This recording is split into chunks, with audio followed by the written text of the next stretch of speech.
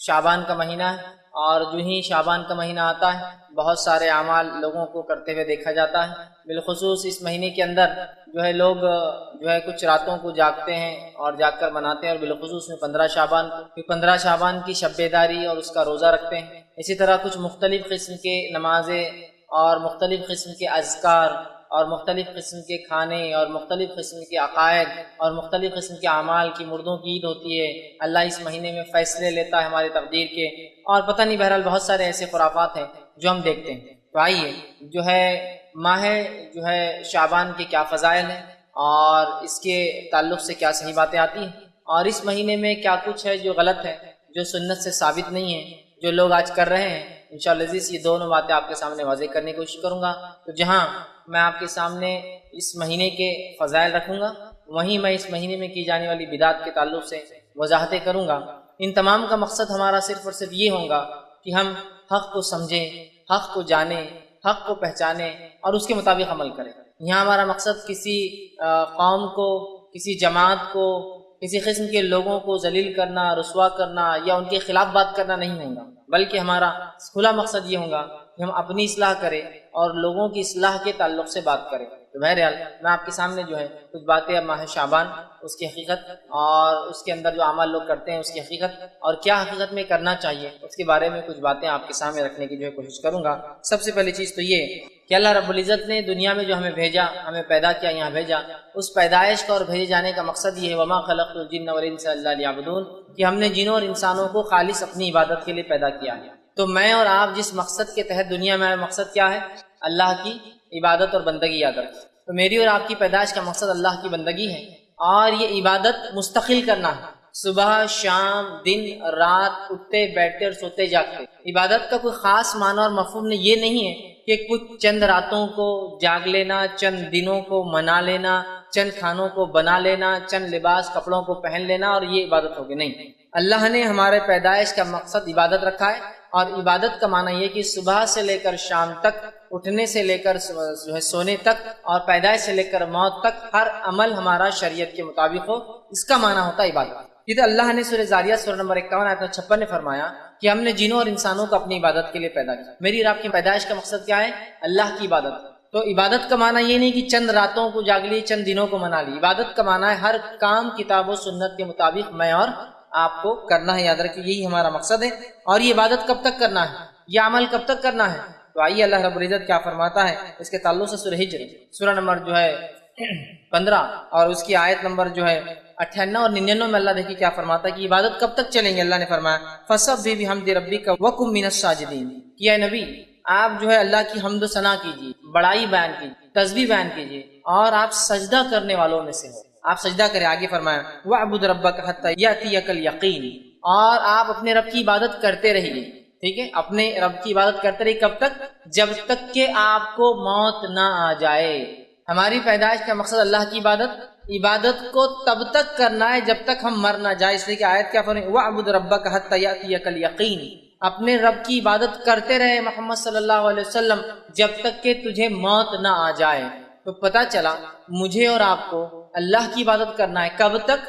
موت تک۔ مطلب انسان جب بالغ ہو جاتا ہے تب سے لے کر موت تک عبادت کرنا، یہ میری اور آپ کی زندگی کا مقصد ہونا چاہیے، ٹھیک۔ اب ہم دیکھتے ہیں مسلمانوں کی اکثریت نے کچھ خاص دنوں اور کچھ خاص راتوں کو ایسی اہمیت دے دی جو شریعت نے نہیں دی، اور کچھ ایسے خاص اعمال اس میں جوڑ لیے، لگا لیے، بنا لیے جو شریعت کی طرف سے دیے گئے نہیں ہیں، مطلب شریعت کی طرف سے سینکشن نہیں ہے۔ یہ پرسنلی انہوں نے اس چیز کو طے کر لیا کہ اس کے یہ فائدے ہوں گے، لہٰذا یہ کام کو ہم ایسے کریں، اور ان عبادتوں کے اندر ہم جو ہے لگ چکے ہیں۔ اور ہم دیکھتے ہیں کچھ راتوں کے تعلق سے، چونکہ جب بھی شعبان کا مہینہ آتا ہے تو ایک رات کا تذکرہ جس کو اتنی اہمیت دی جاتی ہے کہ اللہ ہم پر رحم کرے، شب قدر سے زیادہ اس رات کو اہمیت دی جاتی ہے، وہ ہے 15 شعبان۔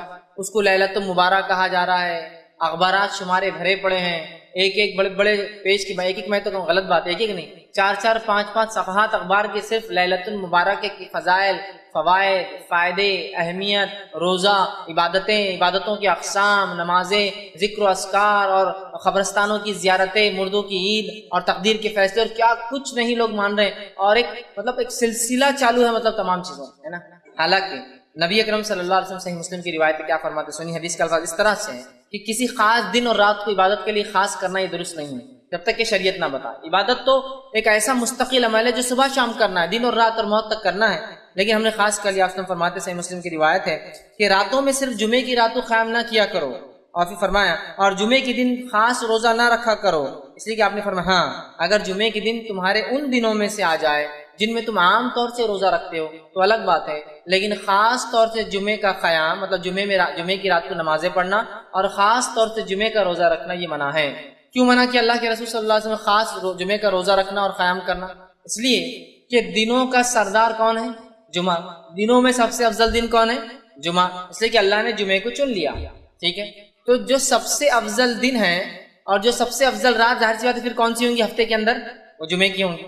اگر ہفتے کا سب سے افضل دن جمعہ ہے تو ظاہر سی بات ہے سب سے افضل رات اور دن جمعے کا ہوں گا، یہ تو سردار ہے دنوں کا۔ اس لیے کہ اللہ نے دنیا اسی دن بنائی، آدم اسی دن پیدا ہوئے، ان کی توبہ اسی دن قبول ہوئی ہے نا، اور قیامت بھی اسی دن آنے والی، صحیح مسلم کی روایت ہے یہ بھی۔ تو جمعہ ایک افضل دن ہے، اس کی رات سب سے افضل ہے ہفتے کے اندر، لیکن اس رات کو اور اس دن کو کہیں مسلمان خاص عبادت کے لیے نہ کر لے، اس لیے آپ ٹوک رہے ہیں، تاکید کرے کہ دیکھو جمعے کے دن خاص جمعے کی رات اور دن عبادت نہ کرنا۔ خاص عبادت مطلب رات میں کہیں تم قیام نہ کرو کہ اب جمعہ ہے سب سے افضل دن شروع ہونے والا کل لہٰذا آج عبادت کرو، یا پھر تم خاص طور سے یہ نہ کرو کہ جمعے کے دن روزہ رکھا کرو اس لیے کہ ہفتے کا سب سے افضل دن۔ تو گویا یہ حدیث میں اگر کسی دن میں عبادت کی اور رات میں عبادت کی اجازت دی جا سکتی تھی خاص کرنے کی تو وہ کون سا دن ہوتا؟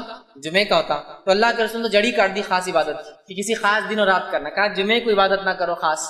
ہاں یہ الگ بات ہے کہ تم روزے رکھتے ہو عام روزے یا ایام 20 جو چاند کی بیچ کی تاریخ 12، 13 اور 14 کا روزہ ہوتا ہے، اور ان روزوں کے بیچ میں جمعہ بھی آ جائے، سمجھ رہے ہیں؟ تو پھر تو آپ جمعہ کا رکھ سکتے ہیں، لیکن خاص طور سے کسی رات کی عبادت اور کسی دن کے روزے سے آپ نے روکا۔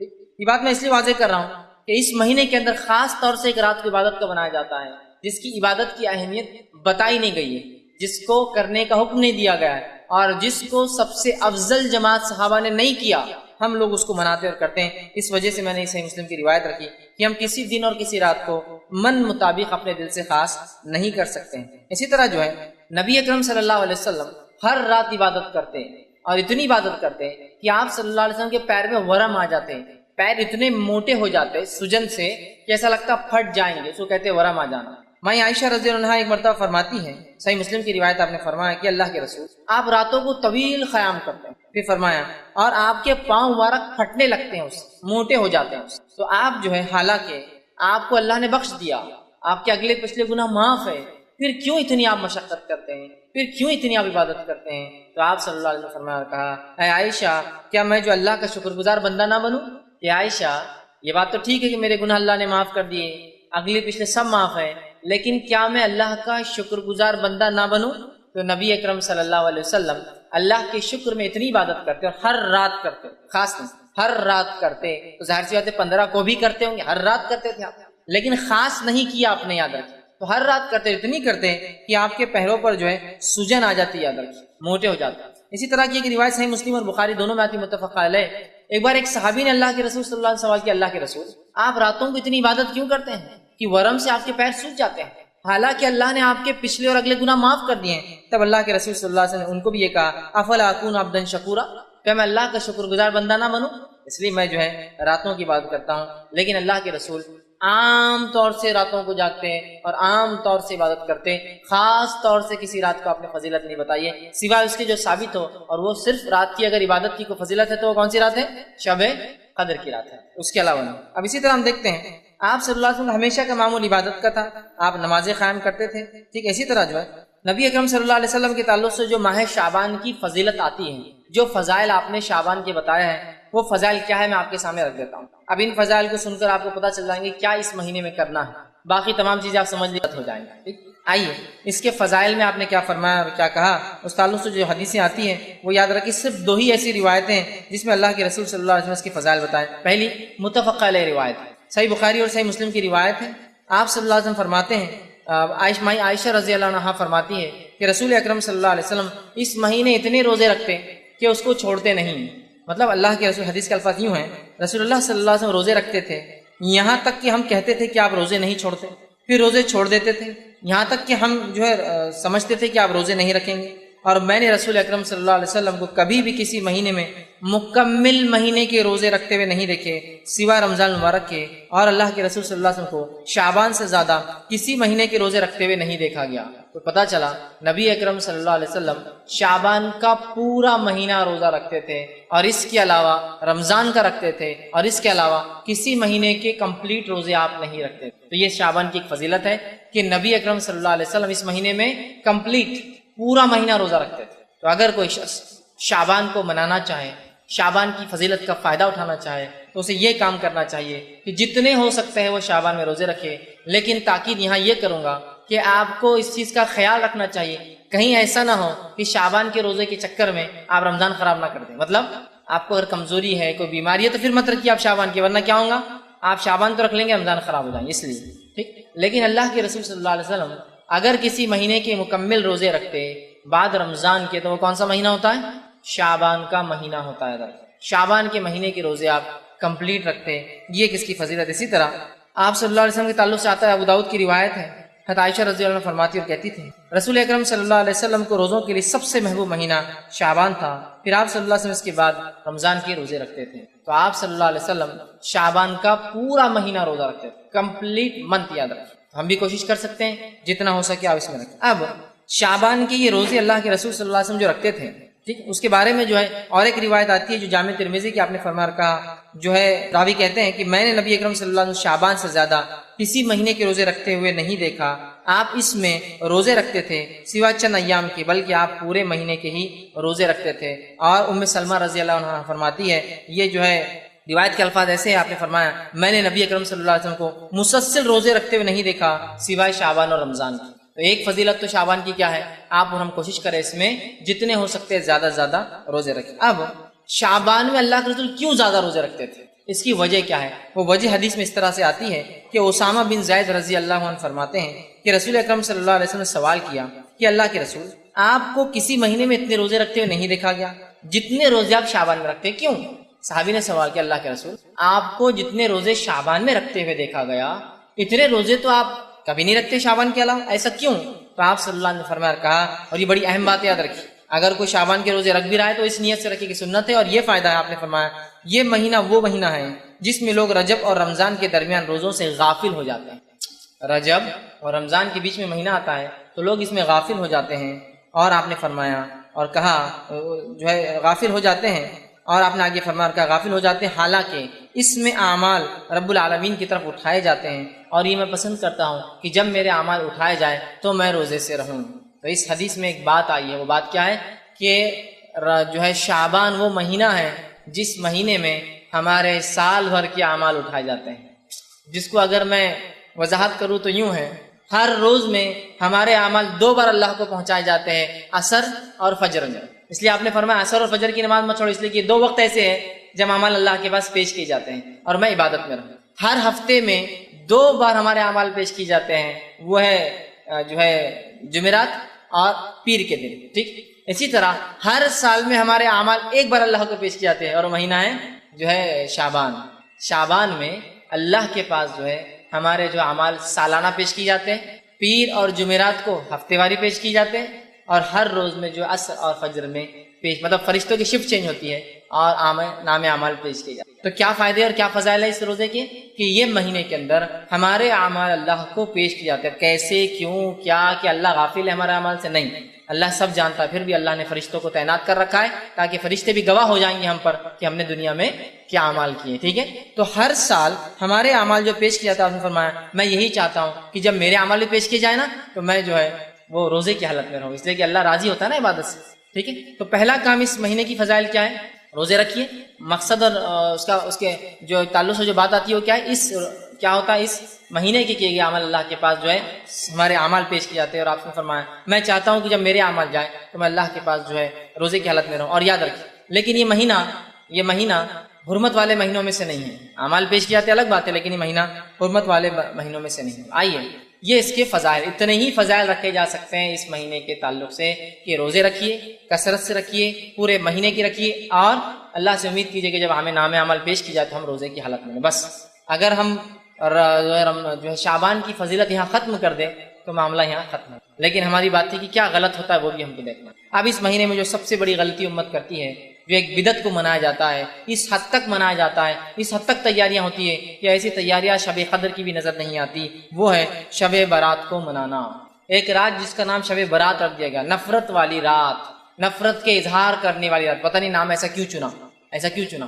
اور پہلے تو حال یہ تھا کہ شب برات کے بارے میں جب کہا گیا بھائی ایسا نام کیوں رکھا برات، نفرت کی رات، نفرت کے اظہار کی رات، جب عقل میں ارے بات تو صحیح ہے، یہ نام غلط دیا، فوراً نام چینج کر دیا، اب نیا لائے۔ قرآن سے ثابت ہے یہ رات، کیا اس کا نام ہے لیلۃ مبارکہ۔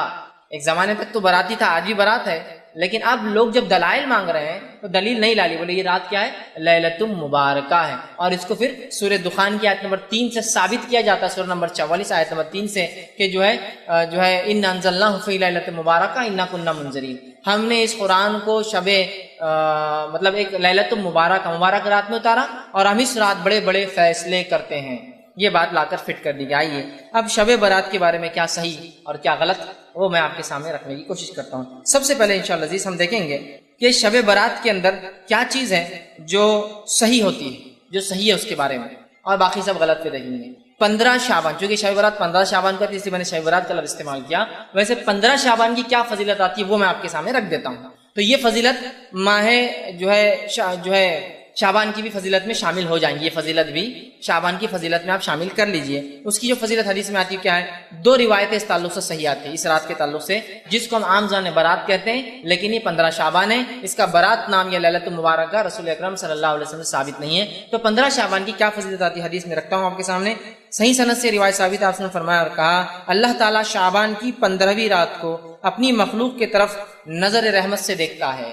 اللہ 15 شعبان کو اپنی مخلوق کی طرف نظر رحمت سے دیکھتا ہے، رحم کی نظر سے دیکھتا ہے، اور پھر آگے فرمایا اور کہا، دیکھتا ہے پھر مشرک اور کینہ پرور انسان کو چھوڑ کر باقی تمام مخلوق کو بخش دیتا ہے۔ تو یہ شعبان کی فضیلت بھی ہے اور 15 شعبان کی فضیلت ہے۔ اللہ تعالیٰ 15 شعبان کو اپنے مخلوق کو نظر رحمت سے دیکھتا ہے اور 2 لوگوں کو چھوڑ کر سب کو بخش دیتا ہے۔ پہلا مشرک، کافر مطلب، دوسرا کینہ پرور، جس کے دل میں دوسروں کے بارے میں بغض ہے، برائی ہے، حسد رکھتا ہے، جلن رکھتا ہے، یہ 2 لوگوں کی معافی نہیں ہوتی۔ یہ صحیح روایت ہے۔ دوسری حدیث اس طرح سے آتی ہے، اور جو ہے وہ حدیث اس طرح سے ہے کہ علامہ ناصر الالبانی نے اس کو جامع صحیح الجامع کے اندر روایت کیا کہ حدیث کے الفاظ اس طرح، بے شک اللہ تعالیٰ شعبان کی 15ویں رات کو اپنے بندوں پر رحمت سے نظر ڈالتا ہے، پھر مومنوں کو معاف کر دیتا ہے، کافروں کو ڈھیل دیتا ہے، اور کینہ پرور لوگوں کو چھوڑ دیتا ہے، یہاں تک کہ اپنے دلوں سے کینے کو نکال دے۔ تو کیا ہوتا ہے 15 شعبان کو؟ پہلا، اللہ مومنوں کو معاف کر دیتا ہے، کافروں کو ڈھیل دے دیتا ہے کہ اگلے سال تک مہلت ہے، اور اس کے بعد کینہ پرور لوگوں کو چھوڑ دیتا ہے، بازو رکھ دیتا ہے، جب تک کہ وہ اپنے کینہ سے توبہ نہ کر لے۔ تو یہ ہوتا ہے، اور یہ 2 صحیح روایتی آتی ہے 15 شعبان کی فضیلت میں۔ اب بتائیے اس میں کہیں نماز کا تذکرہ ہے، کہیں روزے کا تذکرہ ہے؟ روزے تو آپ ہمیشہ رکھتے ہیں، نماز تو ہر رات پڑھتے ہیں اللہ کے رسول، تو یہاں بولنے کی ضرورت ہی نہیں۔ اور شعبان میں تو آپ خاص روزے رکھتے ہیں، ہے نا، رات کی عبادت تو آپ سال بھر زندگی بھر کرتے تھے، وہ بھی اب بولنے کی ضرورت نہیں۔ لیکن کیا صحابہ نے اس رات کو خاص منایا اور عبادت کی؟ تو رسول اللہ نے تو ہمیشہ ہی کیا، تو لہٰذا کوئی خاص اس رات کو تو ثابت نہیں کر سکتا، لیکن کوئی یہ بول سکتا ہے نا نہیں ہمیشہ کرتے تھے، مطلب اس رات بھی کرتے تو ہم بھی کر رہے ہیں، تو صحابہ نے کیا خاص کیا؟ نہیں، تو ہم خاص نہیں کر سکتے۔ یہ 2 روایتیں یاد رکھیے اس تعلق سے صحیح آتی ہیں۔ اب اس کے تعلق سے باقی جتنی روایتیں آتی یاد رکھیے وہ سب غلط ہے، اس مہینے کے تعلق سے بھی فضائل میں، اور اس کے علاوہ 15 شعبان کے تعلق سے۔ آئیے اس مہینے کے فضائل میں جو ضعیف اور موضوع روایتیں بیان کی جاتی ہیں، اس میں پہلی ہے کہ شعبان جو ہے میرا مہینہ ہے اور رمضان اللہ کا، رسول فرماتے شعبان میرا مہینہ اور رمضان اللہ کا مہینہ ہے، یہ روایت یاد رکھیے موضوع ہے۔ اس کے فضائل میں جو بیان کیا جاتا ہے یہ مہینہ اللہ کے رسول کا ہے، موضوع روایت۔ دوسری روایت جو اس مہینے کے تعلق سے بیان کی جاتی ہے وہ روایت اس طرح سے ہے، جس کو یوں بیان کیا جاتا ہے کہ رسول اللہ صلی اللہ علیہ وسلم، حدیث کے الفاظ اس طرح سے میں عائشہ کے تعلق سے فرمایا تھا، عائشہ نے فرمایا کہ اللہ کے رسول صلی اللہ علیہ وسلم ان کے پاس آئے اور اچانک وہاں سے نکل کر چلے گئے۔ حضرت عائشہ پیچھے پیچھے کے، مطلب اللہ کے رسول ایک مرتبہ حضرت عائشہ کے پاس آئے، سوئے اور اچانک اٹھ کر چلے گئے۔ میں عائشہ وہ روایت کے الفاظ ایسے جو کہ یاد رکھیے ضعیف ہے، ٹھیک ہے، اور یہ روایت جو ہے ابن ماجہ کی ہے۔ اللہ کے رسول رات اٹھے اور چلے گئے، میں عائشہ خاموش خاموش ان کے پیچھے دوڑتی دوڑتی گئی اور دیکھتی ہے کہ آپ بقیع میں گئے۔ بقیع میں جانے کے بعد آپ نے جو ہے ان کے لیے دعا کی، اور جو ہے دعا کرنے کے بعد گھر واپس آئے۔ میں عائشہ رضی اللہ عنہا جو پیچھے پیچھے گئی تھی اللہ کے رسول نے دیکھ لیا، آ کر پوچھا کہ عائشہ تمہیں ایسا اندیشہ تھا کہ اللہ اور اس کا رسول تم پر ظلم کریں گے؟ مطلب ایسی کوئی بات ہے جو تم کو نہیں بتائیں گے اور خاموشی سے عبادت کر لیں گے؟ تو انہوں نے کہا اللہ کے رسول صلی اللہ علیہ وسلم مجھے یہ شک ہوا کہ آپ شاید اپنی دوسری بیویوں کے پاس گئے ہیں، لہٰذا میں پیچھے پیچھے آئی۔ تب اللہ کے رسول ان سے کہا، لیکن یہ روایت ضعیف ہے، فرمایا اور الفاظ یوں ہیں اس طرح سے، بے شک اللہ تبارک و تعالیٰ شعبان کی 15ویں رات کو آسمان دنیا پہ اترتا ہے، پھر اتنے لوگوں کی مغفرت کر دیتا ہے جتنے بنو کل کی بکریوں کے بال ہے۔ یہ روایت یاد رکھیے، لیکن صحیح نہیں ہے، ضعیف ہے، کہ وہ اللہ کے رسول آئے ہیں، عائشہ سو رہی تھی، اٹھ کر گئے، وہ پیچھے گئی، آپ بقی میں گئے، جنت البقی جو قبرستان ہے، بقی غرقد قبرستان ہے، آپ نے دعا کی، پھر اللہ کے رسول پلٹے تو بھاگ کر آئی، آ کر سو گئی۔ اللہ کے رسول سے پوچھا کیا تم مجھ پر شک کرتی ہو؟ تو کہا نہیں، بس مجھے ایسا لگا کہ آپ دوسرے بیویوں کے پاس تو نہیں چلے گئے، مطلب اللہ کے رسول ناانصافی کر رہے تھے حدیث کے مطابق، ضعیف روایت۔ پھر آ کے سو گئی، کہا مجھے ڈر تھا کہ آپ شاید دوسری بیوی کے پاس چلے گئے۔ پھر اللہ کے رسول نے کہا نہیں، میں تو اس لیے گیا کہ آج کی رات اللہ اتنے لوگوں کی مغفرت کرتا ہے جتنے بنو بکریاں ہوتی ہیں۔ یہ روایت ضعیف ہے، جبکہ صحیح حدیث میں کیا الفاظ آ چکے ہیں، اللہ تمام مومنوں کو بخش دیتا ہے۔ اب کیا خاص ہے، بکریوں کے بالوں کے برابر تو ایک لمٹ ہو گیا نا، تمام مومنوں کو بخش دیتا حدیث کے الفاظ، اور وہ صحیح، اور اس کے مقابلے میں یہ ضعیف روایت ہے۔ اسی طرح جو ہے نبی اکرم صلی اللہ علیہ وسلم سے جو بات صحیح سند سے ثابت ہے اس واقعے کے تعلق سے، وہ کیا ہے میں آپ کو بتاتا ہوں۔ اس واقعے میں یہ سب باتیں ہیں جو اس واقعے میں تھی، سوائے وہ شک کرنے کا معاملہ چھوڑ کہ میں جو آپ دوسری بیوی کے پاس گئے، سب باتیں ہیں، لیکن 15 شعبان کا کہیں لفظ نہیں، یہ بات خاص ہے۔ بہت سے لوگ بولتے دیکھو آپ نے اس حدیث کو ضعیف بلانا، صحیح مسلم میں روایت آتی ہے، 15 شعبان خاص نہیں ہے، اس میں کیا الفاظ ہے آئیے میں آپ کو سناتا ہوں۔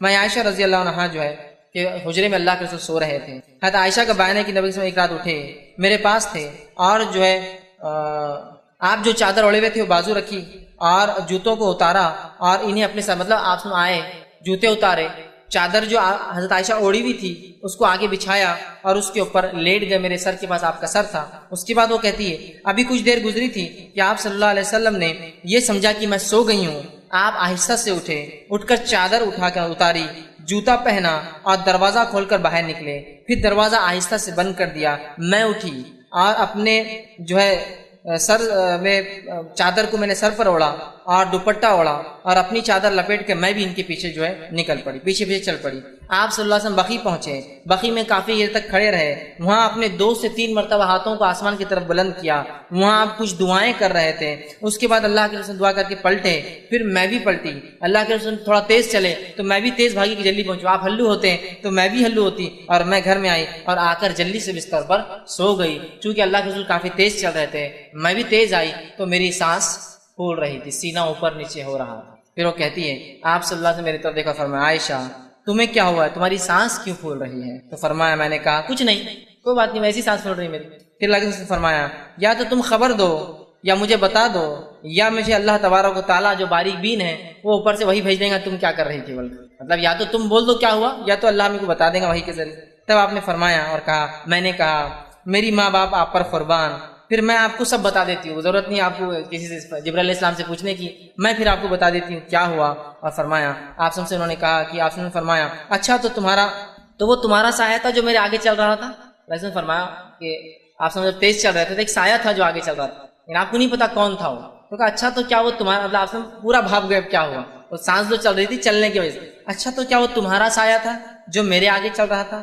تمہاری عائشہ نے کہا جی ہاں وہ میرا سایہ تھا جو آپ کے آگے چل رہا تھا۔ پھر آپ نے فرمایا اور میرے سینے پر اپنی ہتھیلی سے اس طرح سے مارا کہ مجھے تھوڑی سی تکلیف ہوئی، مارا تھوڑی تکلیف کی مطلب تم باہر نکلی تھی، اور اس طرح سے مجھے سینے پر مارا جس کی تکلیف مجھے تھوڑی سی محسوس ہوئی۔ اس کے بعد آپ صلی اللہ علیہ وسلم نے فرمایا اور کہا تمہارا خیال کیا تھا کہ اللہ اور اس کے رسول تم پر ظلم کریں گے؟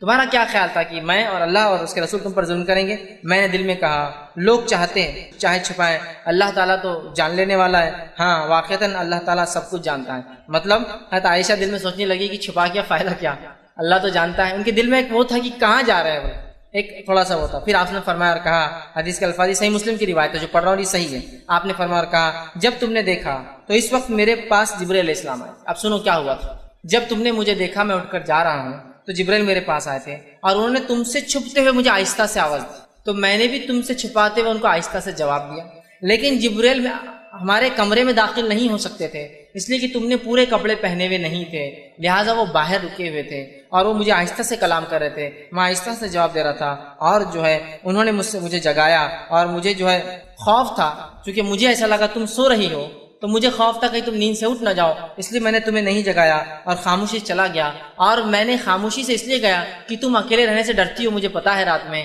لہٰذا میں نے چپکے سے دروازہ بند کیا کہیں تم اٹھ نہ جاؤ۔ مطلب اللہ کے رسول سمجھ جاتے ہیں کہ وہ سو رہی ہے، لیکن وہ سو نہیں رہتی۔ حدیث سے یہ پتہ چلا اللہ کے رسول صلی اللہ علیہ وسلم غائب کا علم نہیں تھا، ورنہ آپ کو پتہ چل جاتا تھا کہ عائشہ سو رہی ہے نہیں سو رہی ہے، پیچھے کون تھا آگے کون تھا۔ بہرحال تو مجھے لگا اور تم ڈرتی ہو، اس لیے میں نے سوچا کہ تم خوف میں مبتلا نہ ہو جاؤ، خاموشی چلا گیا۔ جبرائیل علیہ السلام نے مجھ سے کہا کہ آپ کے رب نے حکم دیا ہے کہ آپ اہل بقیع کے پاس جائیں اور وہاں جا کے ان کے لیے مغفرت کی دعا کریں۔ میں عائشہ رضی اللہ عنہا، انہوں نے کہا اور فرمایا میں نے اس کے لیے کیسے دعا کروں؟ حضرت عائشہ نے کہا کیا میں ان کے لیے کیسے دعا کروں؟ آپ نے تو دعا کر لی۔ پھر اللہ کے رسول صلی اللہ علیہ وسلم نے فرمایا اور کہا ان کے لیے تم دعا کیا کرو، اور ایک دعا جو ہے سکھائی۔ یہ صحیح مسلم کی روایت ہے۔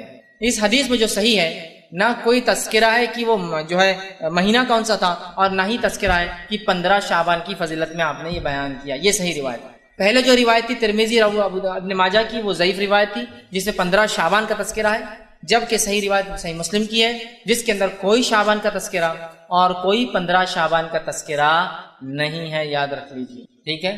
یہ کوئی رات تھی۔ اس کے تعلق سے شرح میں محدثین لکھتے ہیں یہ رات جس رات اللہ کے رسول بقیع گئے تھے اور یہ واقعہ ہوا، یہ آپ کی وفات سے 5 دن پہلے کا واقعہ ہے۔ یہ جو ہے 7 ربیع الاول کا واقعہ ہے۔ بہرحال جو بھی رہا ہوگا، مقصد یہ تھا کہ بقیع والوں کی فضیلت بتائی جائے، نبی کی دعا کی اہمیت بتائی جائے، اور بقیع والوں کی فضیلت کی نبی نے ان کے لیے دعا کی، مغفرت کی دعا کی، اور اس سے ایک بات اور پتہ قبرستان جا کر مغفرت کی دعا کی جا سکتی ہے، یہ بھی پتہ چلتا ہے۔ یہ مسائل اس سے نکلتے ہیں۔ اس کے علاوہ نہ شعبان کا تذکرہ ہے نہ 15 شعبان کا تذکرہ ہے۔ اب ہم کیا کرتے ہیں؟ نہیں، اللہ کے رسول بقیع گئے تھے، ہر کوئی قبرستان جا رہا ہے۔ وہ اللہ کے رسول کے خاص عمل تھا ایک رات میں جانے کا، اس سے ہمیں جو عام بات پتہ چلتی ہے ہم قبرستان جا سکتے ہیں، دعا کر سکتے ہیں، لیکن اللہ کے رسول خاص تھا وہ رات میں جانا۔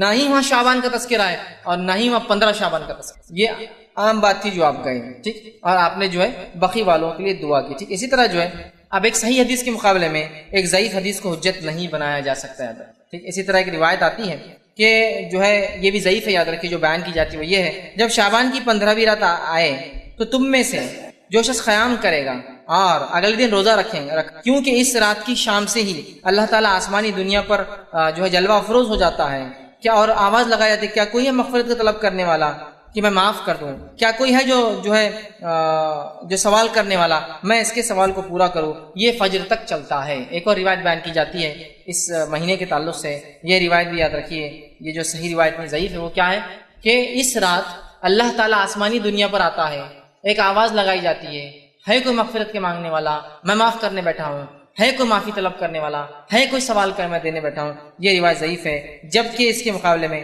صحیح مسلم کی حدیث کیا ہے دیکھیے آپ، یہ کب ہوتا ہے؟ اللہ کے رسول فرماتے اور کہتے ہیں ہمارا رب جو بابرکت اور بلند مرتبے والا ہے، ہر رات کا جب آخری تہائی حصہ باقی رہتا ہے تو آسمانی دنیا کی طرف نزول کرتا ہے، پھر کہتا ہے کون ہے جو مجھ سے معافی دعا مانگے گا، میں اس کی دعا قبول کروں گا، کون ہے جو مجھ سے سوال کرے گا، میں اس کے سوال کا جواب دوں گا، کون ہے جو مجھ سے معافی طلب کرے گا، میں اسے معاف کروں گا۔ اور آپ نے فرمایا یہ ہر رات معاملہ ہوتا ہے، ہر رات۔ تو 15 شعبان خاص نہیں ہے، وہ ضعیف روایت ہے اور یہ صحیح روایت ہے۔ سمجھ میں آ گئی بات؟ 15 شعبان خاص نہیں ہے، اللہ ہر رات، روز، ہر رات کی آخری پہر جس کو ہم کہتے ہیں جو سحر کا آخری وقت، تہجد کا وقت، آسمانی دنیا پہ آتا ہے، آواز لگاتا ہے اور ہر مانگنے والے کو دیا جاتا ہے جو وہ مانگتا ہے۔ یہ 15 شعبان اس کے لیے خاص نہیں ہے جس طرح سے ہم لوگوں نے کر دیا، ٹھیک۔ اب اسی طرح جو ہے اس رات کے تعلق سے ایک اور بات جو بیان کی جاتی ہے وہ یہ ہے، جو کہ حضرت علی سے روایت کی جاتی ہے، یہ بات بھی یاد رکھیے ضعیف ہے اور اس کے الفاظ اس طرح سے ادا کیے جاتے ہیں وہ یہ ہے کہ جس میں یہ الفاظ ہے کہ شعبان کی 15ویں رات میں جو 14 رکعت نماز پڑھیں گا اور اس کے بعد کچھ صورتوں کی تلاوت کرے، پھر جو شخص اس طرح سے کرے جیسا کہ میں نے کہا ہے تو اسے 20 قبول حجوں کا اور 20 سال کے مقبول روزوں کا ثواب ملتا ہے۔ یہ روایت بھی ضعیف ہے جو بیان کی جاتی ہے کہ جو شخص 15 شعبان کو 14 رکعت نماز پڑھے، 14 رکعت نماز پڑھ کر مخصوص صورتیں بتائی جاتی وہ پڑھے، کسی میں آتا ہے 10 بار اخلاص پڑھے، 11 بار اخلاص پڑھے، سورہ اخلاص مطلب، تو اس کی مغفرت کی جاتی ہے، اسے 20 حجوں کا ثواب اور 20 سال کے روزوں کا ثواب ملتا ہے۔ یہ بات بھی ضعیف ہے، بلکہ ابن الجوزی رحمۃ اللہ علیہ نے اس کو اپنی موضوعات میں موضوع روایتیں بول کے نقل، تو یہ بھی صحیح نہیں۔ اب کیا صحیح اور کیا غلط ہم دونوں ساتھ دیکھتے جا رہے ہیں۔ پہلی روایت پیش کی جاتی ہے کہ رات میں اللہ معاف کرتا ہے، اس کے بالمقابل ہمیں پتہ چلا صحیح روایت کیا ہے کہ وہ ایک خاص واقعہ تھا جو بقیع والوں کے لیے آپ نے کیا تھا۔ دوسری روایت پیش کی جاتی ہے کہ اس رات اللہ آسمانی دنیا پہ آ کے معاف کرتا ہے، صحیح مسلم کی صحیح روایت ہے کہ ہر روز اللہ ایسا معاف کرتا ہے۔ چوتھی بات اس رات کے تعلق سے پیش کی جاتی ہے کہ اس رات میں اگر جو 14 رکعت نماز پڑھے، یہ روایت موضوع ہے۔ پانچویں بات اس رات کے تعلق جو فرمائی جاتی ہے جو غلط ہے وہ یہ ہے کہ صلاۃ الالفیہ، ایک نماز پڑھی جاتی ہے 100 رکعت، الف کہتے ہیں جو ہے صلاۃ الالفیہ جو پڑھی جاتی ہے، جس کے بارے میں آتا ہے کہ حضرت علی کو اللہ کے رسول نے فرمایا اور ارشاد فرمایا کہ جو اس رات میں 100 رکعت نماز پڑھے، ٹھیک، 100 رکعت نماز پڑھے اور 100 رکعت کی ہر ایک رکعت کے اندر سورہ فاتحہ کے بعد 10 مرتبہ سورہ اخلاص پڑھے تو وہ جو اللہ سے مانگے گا وہ عطا کیا جائے گا، حتیٰ کہ لوح محفوظ پر بھی اگر اس کے بارے میں لکھ دیا گیا ہو یہ بدبخت اور جہنمی ہوں گا اور وہ سوال کرے تو وہ مٹا کر لکھ دیا جائے گا یہ جنتی ہے اور اس کے سے بدبختی ہٹا دی جائے گی۔ یہ روایت موضوع ہے، یہ روایت موضوع ہے۔ اس لیے کہ ذرا آپ تصور کیجئے رات چالو ہوتی ہے مغرب سے، مغرب کے بعد پھر عشاء بھی تو پڑھنا ہے نا، پھر بھی اگر فجر سمجھ لیجئے صبح 5-6 بجے ہو رہی، زیادہ سے زیادہ بڑا دن رہا تو شام کے 6 سے صبح 6، اگر میکسیمم بڑی سی بڑی راتیں کتنے گھنٹے ہو رہے؟ 12 گھنٹے۔ اب ایک آدمی کھڑا ہوتا ہے 100 رکعت نماز کے لیے، ہر رکعت میں سورہ فاتحہ کا 10 بار سورہ اخلاص پڑھے، چیلنج 12 گھنٹے میں نہیں پڑھ سکتا، پلس اس کو طہارت، وضو کرنا ہے، عشاء پڑھنا ہے، کھانا کھانا، بہت ساری چیزیں بھی کرنا ہے اور ساتھ یہ کرنا ہے، ہو سکتا ہے کیا؟ ایک تو امپاسبل ہے، دوسرا یاد رکھیے یہ ثابت ہی نہیں، کو بولیں گے ارے میں تو میراتھن نماز پڑھنے والا ہوں، ابھی بتا دو کیسا پڑھتا ہوں، 2 رکعت 1 منٹ کے اندر، تو بھی بہرحال وہ کر سکتا ہے، لیکن میرے بھائی یہ ثابت نہیں ہے اور تمام کے تمام محدثین نے اس روایت کو موضوع یا جو ہے ضعیف قرار دیا، یاد رکھیے، اور ہم کو اس معاملے میں سوچنا چاہیے۔ تو یہ وہ چیزیں ہیں جو خاص طور سے شعبان میں اور شب برات کے تعلق سے بیان کی جاتی، اس کی کوئی حقیقت نہیں۔ اب اس کے علاوہ بہت سے لوگ اور بھی نمازیں پڑھتے ہیں، ایسا کہ جو ہے ایک جو نمازیں چھوٹ جاتی ہے زندگی بھر کی ہے نا، اس کے لیے ایک نماز پڑھی جاتی ہے کہ بھائی وہ پوری زندگی بھر کی خزائے عمری بول کر کے پڑھ لیتے ہیں، یہ بھی ثابت نہیں ہے۔ باقی نمازوں کے تعلق سے جو ضعیف اور موضوع روایت ہے وہ تو رکھ دیا، یہ نماز تو ثابت ہی نہیں کہ خزائے عمری بول کے کوئی نماز ہو، اور بہت سارے اعمال کرتے۔ اسی طرح جو ہے شب برات میں اب کیا کرنا چاہیے، یا 15 شعبان کو، میں شب برات کیوں کہہ رہا ہوں پھر میں دوہرا رہا ہوں اس لیے کہ لوگ اس کو اسی نام سے پہچانتے ہیں اس رات، پھر 15 شعبان کو کیا کرنا چاہیے؟ جب آپ کہہ رہے ہیں یہ سب غلط ہے پھر ہم کیا کریں؟ تو 15 شعبان کے لیے جو تیاری ہم کر سکتے ہیں وہ 2 کام ہیں۔ کیا کرنا ہے؟ پہلا، اپنے ایمان کو مضبوط کرنا ہے کیونکہ اس رات اللہ سارے ایمان والوں کو معاف کر دیتا ہے۔ دوسرا، اپنے دل سے کینہ کو نکال دینا، بس اتنا کام کرنا ہے۔ اس رات اگر کوئی عمل کرنا ہے تو 2 عمل ہیں۔ پہلا، ایمان کو مضبوط کرنا ہے، اس لیے کہ اس رات کافروں کی مغفرت ان کو چھوڑ دیا جاتا ہے، ایمان والے بخش دیے جاتے ہیں، کینہ پروروں کا معاملہ چھوڑ دیا جاتا ہے، جب تک کہ توبہ نہ کرے ان کا معاملہ بھی حساب کتاب ہوتا نہیں، چونکہ اس مہینے میں انعام اعمال اوپر لے جائے جاتے ہیں۔ سمجھ رہا ہے بات؟ ٹھیک۔ تو اس مہینے میں کیا کرنا ہے اگر آپ کو اور مجھے کرنا ہے تو پہلا کام ایمان کو مضبوط کرنا ہے، شرک اور کفر بدعتوں سے پاک کرنا، اور دوسرا اگر دل میں کینہ ہو تو 15 شعبان سے پہلے اس کینے کو اپنے دل سے نکال دینا ہے۔ بس یہ 2 کام مجھے اور آپ کو کرنا ہے، اس کے علاوہ کوئی عبادت 15 شعبان کو خاص ثابت نہیں ہے۔ اب کوئی سوال کر سکتا ہے کہ شب برات میں پھر عبادت کیوں نہیں کرنا چاہیے جبکہ اس رات کی فضیلت ثابت ہے؟ بھائی عبادت کیوں نہ کریں؟ فضیلت تو ثابت ہے نا۔ ہاں، جب فضیلت ثابت ہے تو پھر عبادت بھی کریں گے، جیسا ہمارا معاملہ ہوتا ہے ہر بار کہ بس کسی چیز کی فضیلت معلوم ہوئی کہ بس شروع اس کے پیچھے کچھ نہ کچھ کرنا ہے نا۔ مکہ چلے گئے، فضیلت معلوم، کھود کر لا رہے ہیں، توڑ کر لا رہے ہیں، چپکا کے لا رہے ہیں، گھس کر لا رہے ہیں۔ مدینہ میں ثابت ہوئی کوئی فضیلت، لوٹ رہے ہیں ہے نا، کیا کیا کر رہے ہیں، چپکا رہے ہیں، کھا رہے ہیں، پی رہے ہیں، فضیلت معلوم ہوئی کہ ہم لوگوں کو بس لگتا ہے فضیلت مطلب اس کو کچھ تو بھی کھانا ہے، لوٹنا ہے، بابرکت ہے، وہ کرتے ہیں۔ بہت سے لوگ سوال کرتے ہیں فضیلت ہے تو کیوں نہیں اس کو منایا جائے؟ بہت اچھا سوال، جبکہ اللہ کے رسول تو رات میں بھی عبادت کرتے تھے نا، ہمیشہ کرتے، تو یہ رات میں بھی کرتے ہوں گے۔ آپ پورے شعبان روزے رکھتے تو 15 کو رکھتے ہوں گے نا؟ ہاں، شعبان میں آپ روزے پورے رکھتے، 15 کو بھی رکھتے، پھر ہم کیوں نہ رکھیں؟ تو آئیے صحابہ کا معمول دیکھنا پڑے گا، چونکہ نبی تو پورے سال نماز پڑھتا رات کی اور شعبان میں پورے روزے رکھتے، صحابہ کیا کرتے؟ کسی ایک صحابی سے بھی 15 کو جاگنا اور 15 کا روزہ خاص ثابت نہیں ہے، کسی ایک صحابی سے بھی 15 کی عبادت، 15 کا روزہ، 15 کو جاگنا، 15 کے فضائل میں کچھ عمل کرنا ثابت نہیں ہے۔ لہٰذا ہم محتاج ہے، چونکہ نبی تو ہمیشہ عبادت کرتے، کسی ایک صحابی سے بھی اس رات کا جاگنا، اس رات کا منانا، اس رات میں کسی بھی قسم کی عبادت کرنا نبی اکرم صلی اللہ علیہ وسلم سے ثابت نہیں، یاد رکھے۔ تو لہٰذا ہم بھی یہ کام نہ کریں، یاد رکھیں، ٹھیک۔ اب جو ہے دوسری چیز جو بیان کی جاتی ہے اس رات کے تعلق سے وہ یہ ہے کہ شعبان کی 15ویں رات کی جو ہے فیصلوں کی رات ہے، اور یہ رات قرآن سے بھی ثابت ہے۔ جو نیا شوشہ نکلا ہے، جب پتا چلا یہ بدعت ہے تو ایک نیا شوشہ چھوڑے کہ یہ لیلۃ المبارکہ ہے۔ میرا یہ سوال ہے، تم اتنے صدیوں سے اس کو لیلۃ المبارکہ کیوں نہیں سمجھ رہے تھے؟ آج ہی تم کو خواب آیا لیلۃ المبارکہ ہے بول کر؟ آپ دلیل کیا پیش کی جا رہی سنیے، سورہ دخان سورہ نمبر 44 آیت نمبر 3 اور 4 پیش کی جاتی ہے، انا انزلناہ فی لیلۃ مبارکہ انا کنا منذرین۔ دیکھو قرآن سے ثابت ہے شب برات، کیا دلیل؟ ہم نے اس قرآن کو نازل کیا انا انزلناہ فی لیلۃ مبارکہ، ایک مبارک رات میں، انا کنا منذرین، اور اس رات ہم بڑے بڑے فیصلے کا منذرین فرما اتارا ہے، اور بے شک فیہا یفرق کل امر حکیم، اور اس رات ہم سارے بڑے فیصلے کرتے ہیں۔ اب یہ آیت لا کر پیش کی جاتی ہے۔ اب میں کیا کہوں، اس کا جواب تو خود قرآن نے دے دیا۔ یہ رات، جس رات کو مبارک رات کہا گیا ہے، یہ رات کب آتی ہے؟ اگر میں کسی ایک چھوٹے سے قرآن کے طالب علم سے سوال کروں نا، وہ دے دیں گا۔ ہمارا مسئلہ یہ ہے، ہم کسی ایک عمل کو پہلے ایجاد کر لیتے ہیں، ایجاد کرنے کے بعد قرآن حدیث کی دلیلیں اس میں فٹ کرتے ہیں۔ شریعت کا اصول یہ ہے کہ کوئی عمل پہلے فضیلت ثابت ہو پھر کیا جائے۔ ہم عمل کر رہے ہیں، شب برات منا رہے ہیں، اب برات منانے کے خلاف جب کتاب و سنت کے ماننے والے کہہ رہے ہیں یہ غلط ہے، تو دلیلوں کو لا کے فٹ کر رہے ہیں، اس کے فٹ کر رہے ہیں۔ انا انزلناہ فی لیلۃ مبارک، اور قرآن کی آیت آنے کے بعد تو بس مومن بندہ تو بس سر جھکا ہی لیتا اپنا، دیکھو کتنی اچھی بات ہے، یہ لوگ بولتے بدعت ہے، غلط ہے، دیکھو عالم صاحب نے ثابت کر دیے یہ رات منانا، تو کس سے ثابت ہے؟ قرآن سے ثابت ہے۔ دیکھو قرآن کی آیت ہے انا انزلناہ فی، اور بڑا بڑا نیوز پیپرز میں آتا ہے انا انزلناہ فی لیلۃ مبارکہ انا کنا منذرین، پڑھ رہے لوگ کہ آج رات کی کیا فضیلت ہے۔ میں اگر ایک چھوٹے سے طالب علم سے سوال کروں، یہ مبارک رات جس میں قرآن نازل ہوا، اس رات کا نام کیا ہے؟ کوئی بھی کہیں گا اس رات کا نام ہے شب قدر، اس لیے کہ اللہ نے سورہ قدر سورہ نمبر 97 آیت میں 1 میں فرمایا انا انزلناہ فی لیلۃ القدر، ہم نے اس قرآن کو لیلۃ القدر میں نازل کیا۔ لیلۃ القدر کیسی ہوتی ہے؟ لیلۃ القدر بابرکت ہوتی ہے۔ انا انزلناہ فی لیلۃ مبارکہ، اور یہ لیلۃ القدر کب آتی ہے؟ سورہ بقرہ سورہ نمبر 2 آیت میں 185 شہر رمضان الذی انزل فیہ القرآن ھدی للناس بینات من الھدی والفرقان، رمضان وہ مہینہ تھا جس میں قرآن کا نزول ہوا انسانیت کی ہدایت کے لیے، تو رمضان وہ مہینہ تھا جس میں قدر آتی ہے، اور وہ رات کیسی ہے؟ با برکت رات ہے۔ اب جو کہے نہیں یہ شعبان کی 15 رات کو کہا گیا انا انزلناہ فی لیلۃ مبارکہ، میرا سوال ہے تو کیا قرآن اللہ کے رسول پہ 2 بار اترا کہ پہلے 15 شعبان کو جو کہ آپ بھول کر یاد نہیں رکھے، پھر آپ کو رمضان میں قدر میں اترا جو کہ آپ کو یاد رہا؟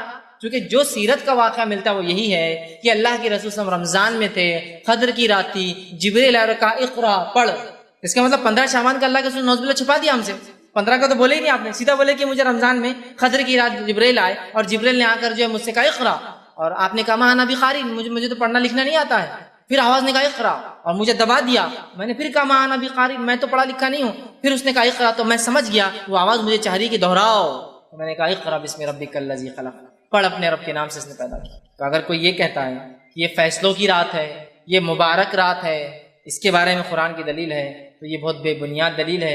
ایک چھوٹا سا طالب علم بھی سمجھ جائیں گا جو قرآن حدیث کو جانتا ہے، یقیناً یہ وہ رات نہیں۔ فیصلوں کی رات کون سی ہے؟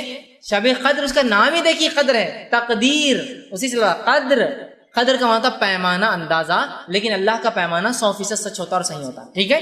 تو قدر کہا جا رہا ہے، تو فیصلے کب ہوتے ہیں؟ شب قدر میں۔ مبارک رات کون سی ہے؟ شب قدر، نام قدر ہے اور مہینہ کون سا ہے؟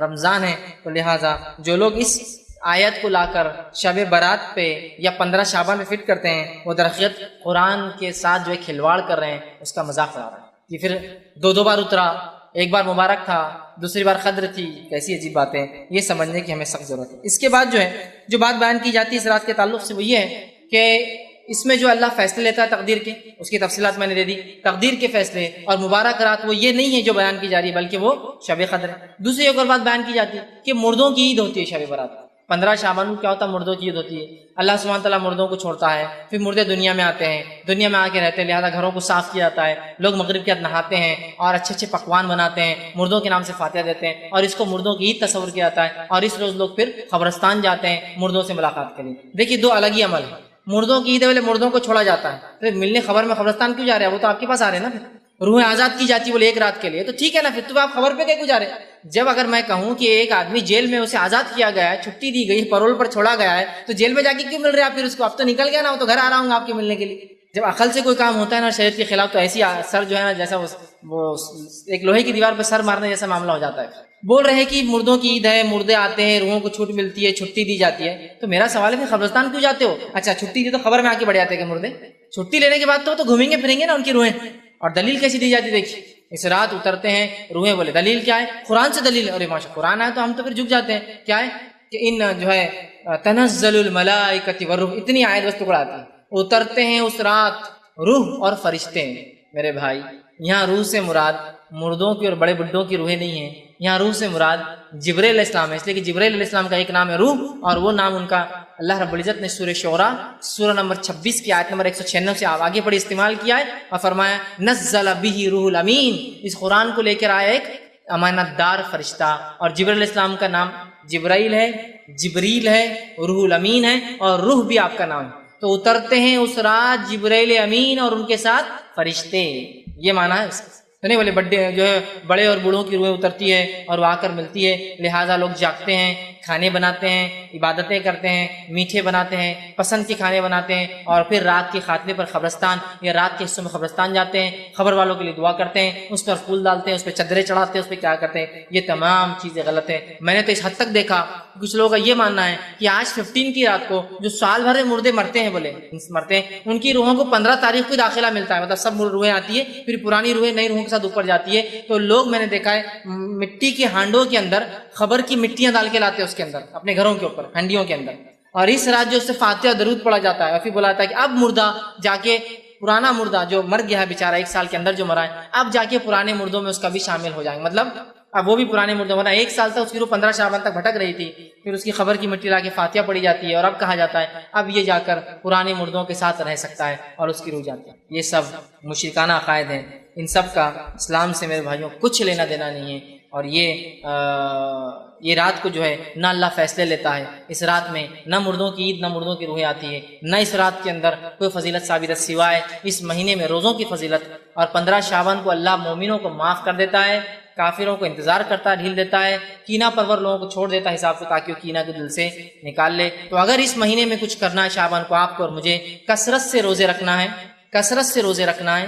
دوسرا کام یہ کرنا ہے کہ 15 شعبان سے پہلے اپنے ایمان کو درست کرنا ہے اگر کرنا ہے تو، اور تیسرا کینہ اگر ہو دل میں نکال دے، چونکہ ان دونوں کی مغفرت نہیں ہوتی۔ باقی تمام روایتیں جو رات کے تعلق سے، 15 کی رات کے تعلق سے، مغفرت کے تعلق سے، بنو کلب کی بکریوں کے برابر اللہ نازل ہوتا ہے اس رات میں پہلے آسمان پہ، یہ تمام باتیں بے بنیاد ہے۔ چونکہ اس کے برعکس صحیح مسلم کی روایت بتاتی ہے کہ اللہ کے رسول نے بقیع میں دعا کی، اس کے برعکس صحیح مسلم کی روایت بتاتی ہے اللہ روز ہر شام جو ہر رات جو ہے آسمان دنیا پہ نزول کرتا ہے اور آواز لگائی جاتی مغفرت کی۔ تو لہٰذا 15 شعبان خاص نہیں ہے، اس میں کوئی روزہ نہیں ہے۔ ایک اور روایت بیان کی جاتی ہے جو شخص 15 شعبان کی رات جگہ کرے، جاگے، قیام کرے، صبح روزہ رکھے، اس کے 120 سال کے گناہ معاف ہوتے ہیں۔ یہ بھی موضوع اور من گھڑت روایت ہے، اس کی کوئی سند، اس کی کوئی حقیقت، اس کی کوئی دلیل یاد رکھے کتاب و سنت سے نہیں ملتی۔ ہمارا دین، ہمارا طریقہ یہ ہے کہ ہم اللہ کی کتاب کے رسول کی سنت کو مانتے ہیں۔ اب لوگ پوچھتے ہیں نہیں کر لیے تو کیا ہوا، کر لیے تو کیا ہوا؟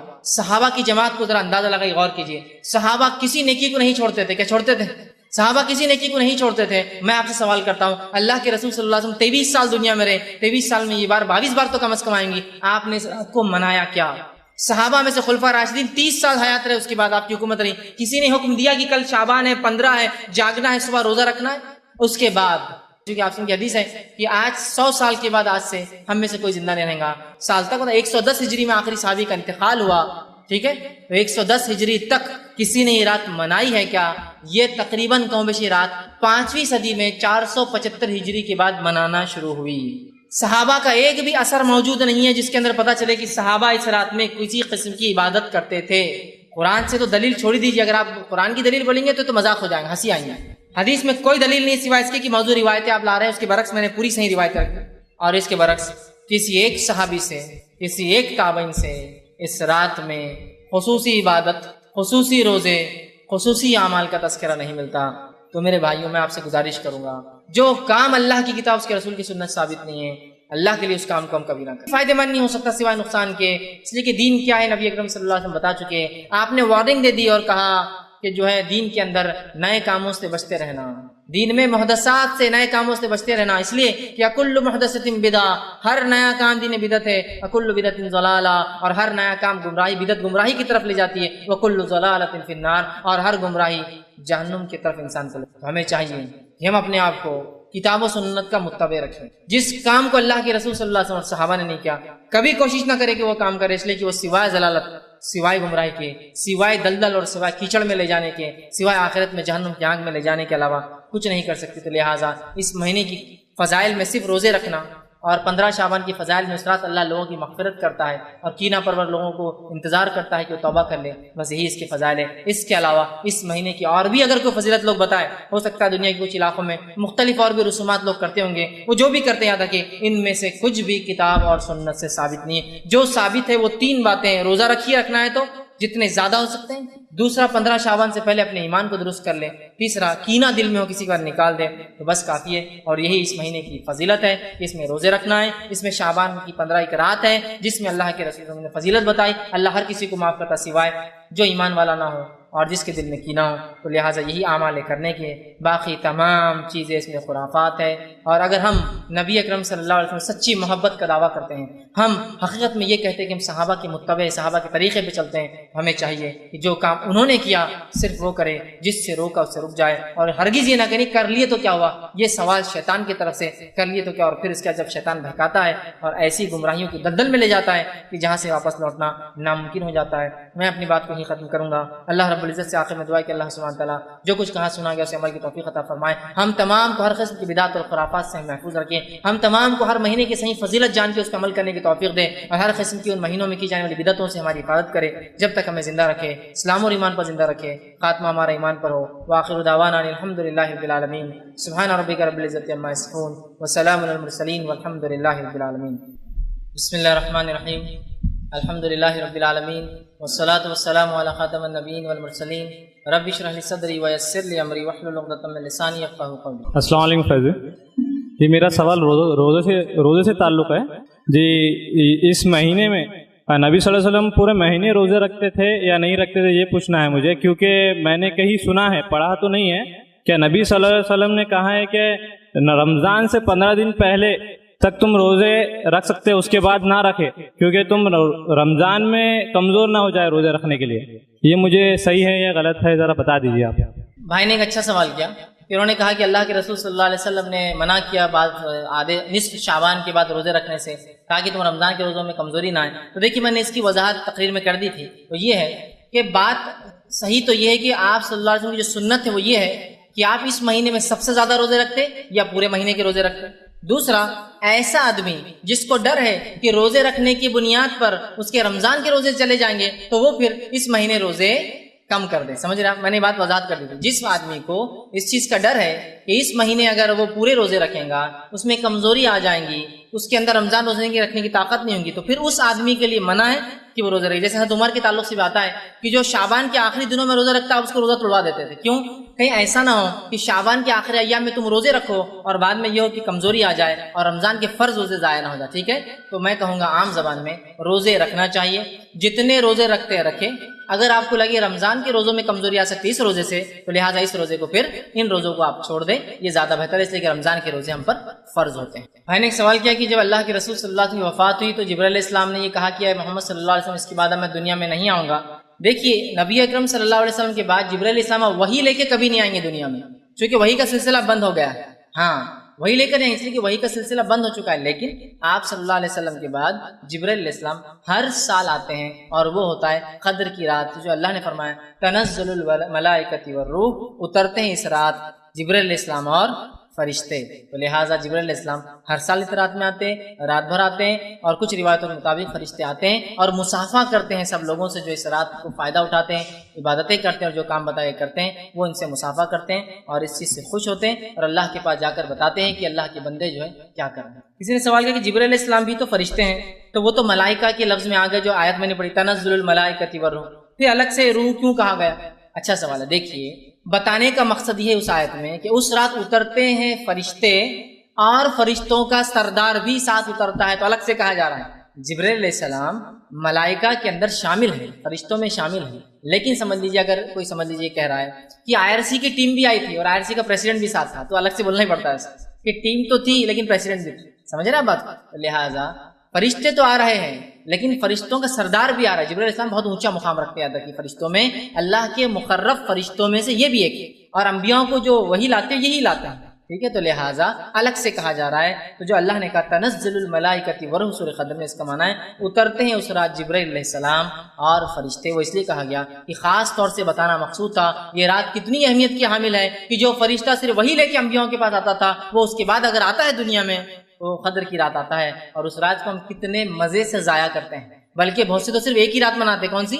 27 رمضان، جبکہ شب قدر آخری راتوں میں سے 5 میں سے ایک ہے، 21 رمضان، 23 رمضان، 25 رمضان، 27 رمضان اور 29 میں سے کوئی ایک ہے۔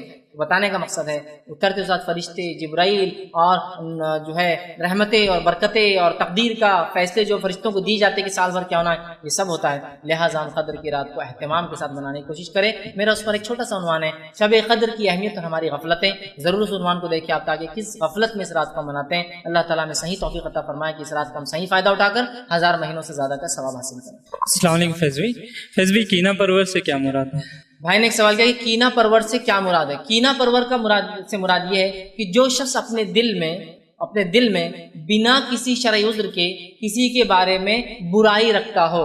جیسے مثال کے طور پر میرے پڑوسی نے مجھے فلاں دن دھکا دے دیا تھا، ٹھیک ہے، معاف کر دینا چاہیے، اب آپ کینہ رکھ رہے، اب اگلی بار ملیں گا تو اس کو پنچ ماروں گا، اس کو یہ کروں گا، اس سے بدلہ لوں گا، ان کے گھر نہیں جاؤں گا، ان کو معاف نہیں کروں گا اور فلاں کینہ۔ یا کسی کو دیکھ کر آپ کو جلن اور حسد ہو گئی، مطلب کوئی تعلق نہیں آپ کا اس سے، لیکن بس آپ نے دیکھا ارے اس کے پاس یہ نعمت آ گئی، شروع اس سے جلن، سمجھ رہا، بری باتیں کر رہے ہیں، اس کے خلاف بات کریں۔ تو کینہ سے مراد کسی مومن بندے کے بارے میں بلا کسی شرعی عذر کے آپ دل میں کوئی بات رکھیں۔ دیکھیں شرعی عذر سے آپ رکھ سکتے ہیں، ایک انسان ہے جو کتاب و سنت نماز ہی نہیں پڑھتا تو آپ اس کے دل میں رکھ سکتے ہیں کہ اللہ یہ تیرے وجہ سے میں اس کے دل میں برائی رکھتا ہوں کہ یا تیرے دین، وہ تو ایک الگ چیز ہے۔ لیکن بنا شرعی عذر کے دل میں کینہ رکھنا، ویسے کینہ تو رکھنا ہی نہیں چاہیے، لیکن بنا شرعی عذر کے دل میں کینہ، کوئی ریزن نہیں، انہوں نے بلڈنگ بنا لی، بنگلہ بنا لیا، گاڑی لے تو کینہ چالو۔ تو کینہ سے مراد دل میں کسی قسم کی برائی رکھنا۔ تو ہمیں یہ چاہیے کوشش کرے کہ ہر روز معاف کر دیں۔ سعد بن ابی وقاص رضی اللہ عنہ کو اللہ کے رسول صلی اللہ علیہ وسلم نے 3 مرتبہ کہا وہ آ رہا ہے جنتی، وہ آ رہا ہے جنتی، الگ الگ مقامات وہ آ رہا ہے جنتی۔ ایک صحابی تھے، ان کا نام عبداللہ تھا، عمر میں چھوٹے تھے، سوچا کہ سعد کیا کرتے ہیں جس کی وجہ سے ان کو 3 بار بشارت دی گئی۔ ایک مرتبہ گئے اور کہا اے سعد میں آپ کے گھر رہنا چاہتا ہوں اس لیے کہ میرے والد تھوڑے مجھ سے ناراض ہیں۔ تو کہا ٹھیک ہے رہوں۔ 3 دن رہ کے غور سے پورا دیکھا کہ کیا کرتے ہیں سعد، دیکھا کچھ بھی ایسا نہیں کرتے ہیں جو دوسرے صحابہ نہیں کرتے ہیں۔ بعد میں کہا ہے سعد میں تمہارے پاس چپ چپ بول کر آ گیا تھا کہ میرے والد ناراض ہیں، لیکن تم تو ایسا کوئی کام نہیں کرتے ہو جو دوسرے صحابہ نہ کرتے ہو۔ تو کہا میں ایک کام ایسا کرتا ہوں جو شاید جس کی وجہ سے مجھے جنتی کہا گیا، وہ یہ ہے ہر رات جب سوتا ہوں تو سونے سے پہلے دل میں سب مسلمانوں کے بارے میں جو بھی برائی نکال دیتا ہوں، سب نکال دیتا اور پھر سو جاتا، شاید یہ وجہ ہے کہ رسول اللہ نے مجھے جنتی کہا۔ تو یہ بہت اہم عمل ہے۔ کینہ سے مراد دل میں کسی مومن بھائی یا بہن کے بارے میں بلا شرعی عذر کے برائی رکھنا۔ السلام علیکم فیض بھائی، ہمارا سوال ہے کہ کوئی لوگ رجب اور شعبان کے پورے منتھ کے روزے رکھتے ہیں، تو یہ بات کہاں تک صحیح ہے؟ بھائی نے سوال کیا رجب اور شعبان کے پورے روزے رکھنا کہاں تک صحیح ہے؟ تو رجب میں بھی اللہ کے رسول صلی اللہ علیہ وسلم روزے رکھتے تھے، یہ بات بھی ہم نے وضاحت میں نے پچھلی بار لی تھی، تو آپ چاہے تو رجب میں بھی روزے رکھیں۔ شعبان کے بارے میں تو آ ہی رہا ہے کہ آپ زیادہ سے زیادہ یا پورے روزے رکھتے ہیں تو آپ وہ بھی کر سکتے ہیں، اور رمضان کے روزے تو فرض ہیں تو لہٰذا آپ رجب کے بھی روزے رکھ سکتے ہیں۔ اب جو ان مہینوں میں کچھ اعمال ہم غلط کرتے ہیں جو بدعت ہے ان کا تذکرہ کرتا ہوں۔ پہلا عمل جو اس مہینے میں کیا جاتا ہے جس کو سنت سمجھا جاتا ہے اور بڑے اہتمام سے لوگ کرتے ہیں، اور راسخ جو اپنے آپ کو دین کے اندر جن کو ہم راسخ پاتے ہیں، جو بہت قدیم قسم کے لوگ ہیں، جو بہت شدید اعتبار سے اسلام پر عمل کر رہے ہیں، جو عمل کرتے ہیں اس مہینے میں جو ثابت نہیں آتا۔ دیکھیے عمل کتنا زیادہ ہو، کتنا پیسہ خرچ کرنے والا ہو، کتنی محنت اس میں لگ رہی ہو، وہ تمام چیزیں ایک بازو رکھ دیجیے۔ اصل چیز ہے کہ اللہ کے رسول اور صحابہ نے صلی اللہ علیہ وسلم، بس یہ اگر کیا تو پھر آپ کریے، ڈٹ کر کریے، نہیں کیا تو بچیے اور ڈٹ کر بچیے۔ تو آئیے سب سے پہلی چیز جو کرتے ہیں وہ ہے صلاۃ الرغائب۔ یہ قسم کی نماز، اس کا نام ہی لوگوں نے صلاۃ الرغائب، یہ نام لیکن نماز کا کسی فقہ کی کتاب میں کبھی نہیں ملے گا آپ کو، یہ نماز کا تذکرہ کبھی کسی محدث کے پاس آپ کو نہیں ملے گا، لیکن ایک یہ موضوع روایت ہے، ان موضوع اور من گھڑت روایتوں کو لے کر یہ نماز کو بنا دیا گیا جس کو صلاۃ الرغائب کہا جاتا ہے، اور یہ بڑے عقیدت کے ساتھ رجب آتے ہی لوگ اس کا اہتمام کرتے ہیں۔ اس نماز کے تعلق سے جو روایت پیش کی جاتی ہے، جو موضوع ہے، یاد رکھیے موضوع سمجھتے ہو؟ موضوع مطلب وہ حدیث جو نبی اکرم صلی اللہ علیہ وسلم کی طرف گڑھ دی گئی، منسوب کر دی گئی، لیکن آپ نے ایسی بات نہیں کہی، وہ روایت کیا رکھتا ہوں جو صلاۃ الرغائب کی طرف لوگ سناتے ہیں، بیان کرتے ہیں۔ حدیث کے الفاظ اس طرح سے وہ یہ ہے کہ رجب اللہ کا مہینہ ہے، شعبان میرا مہینہ ہے، رمضان میری امت کا مہینہ۔ جو روایت بیان کی جاتی ہے وہ یہ ہے رجب اللہ کا مہینہ ہے، شعبان میرا مہینہ ہے، اور رمضان میری امت کا مہینہ ہے۔ پھر اس حدیث میں آگے الفاظ دیکھیے کیا ہے، الفاظ یوں ہیں جو شخص رجب کی پہلی جمعرات کے دن کا روزہ رکھے، پھر جمعہ کی رات مغرب سے عشاء کے درمیان 12 رکعت نماز پڑھے۔ جو شخص جمعرات کے دن روزہ رکھے، پھر جب جمعرات ختم ہو گیا تب جمعہ کی رات چالو ہوگی، جمعہ کی رات مغرب سے عشاء کے بیچ کے درمیان 12 رکعت پڑھے، 2 کر کے، اور اسی طرح جو ہے ہر رکعت میں سورہ فاتحہ کے بعد 3 مرتبہ سورہ قدر اور اس کے بعد 12 مرتبہ سورہ اخلاص پڑھے، سورہ قدر 3 بار، 12 مرتبہ سورہ اخلاص پڑھے، اس کی تلاوت کرے۔ جب نماز سے فارغ ہو، مطلب 12 رکعت پڑھ چکا ہو، فارغ ہو، تو مجھ پر جو ہے 70 مرتبہ درود بھیجے، اور اس میں خاص درود کا تذکرہ بھی کہ یہ درود بھیجے، اللہم صلی علی محمد النبی الامی وعلی آلہ، یہ بھیجے 70 مرتبہ۔ پھر سجدے میں چلا جائے، مطلب سجدہ کرے، اور سجدے میں یہ دعا پڑھے، سبوہم قدوس رب الملائکۃ والروح، یہ دعا پڑھے۔ اس کے بعد سر اٹھا کر یہ دعا 70 مرتبہ پڑھے، سجدے سے اٹھنے کے بعد پھر یہ دعا پڑھے، اور اس کے اندر ایک لمبی دعا ہے ربی اغفر لی وارحمنی، اور وہ پوری دعا ہے، وہ دعا پڑھے۔ بعد اس کے دوسرا سجدہ کرے، اور پھر ویسے ہی کرے جیسے پہلے سجدے میں 70 مرتبہ سبوہم قدوس رب الملائکۃ والروح پڑھا۔ اگر جس نے یہ کر لیا تو اس کے باوجود، مطلب اس کے بعد وہ کہتے ہیں کہ جس نے یہ کر لیا تو اس کے جو ہے اسی طرح کرے، اس کے بعد جو کچھ اللہ تعالیٰ سے مانگیں گا، اس کے بعد جو کچھ اللہ تعالیٰ سے مانگیں گا، اللہ تعالیٰ اس کی ہر حاجت کو پورا کریں گا۔ اب یہ فضائل میں آتا ہے، اور یاد رکھیے یہ روایت جو میں نے آپ کے سامنے رکھی، جو بات، یہ نبی اکرم صلی اللہ علیہ وسلم ثابت نہیں ہے، ثابت نہیں ہے۔ اس کے اوپر جو یہ موضوع ہونے بھی ابن الجوزی رحمہ اللہ نے کہا کہ یہ موضوع ہے۔ اسی طرح جو ہے ابن رجب رحمۃ اللہ علیہ کہتے ہیں کہ یہ روایت موضوع ہے، امام نووی کہتے ہیں کہ یہ روایت موضوع ہے، اسی طرح محمد بن طاہر الہندی رحمہ اللہ یہ فرماتے ہیں کہ روایت موضوع ہے، اسی طرح امام شوکانی رحمہ اللہ کہتے ہیں کہ یہ روایت موضوع ہے، اور اس کے بعد مولانا عبدالحی لکھنوی جو کہ ہندوستان کی رہنے والے تھے، مشہور اور معروف شخصیت ہے، وہ بھی اس کے تعلق سے کہتے ہیں اور فرماتے ہیں، ان کا قول اس طرح سے صلاۃ الرغائب والی حدیث من گڑت ہے، اور اس پر اکثر محدثین یا سب محدثین کا اتفاق ہے، اور ان کی مخالفت کرنے والے کا کوئی اعتبار نہیں، چاہے وہ کوئی بھی ہو۔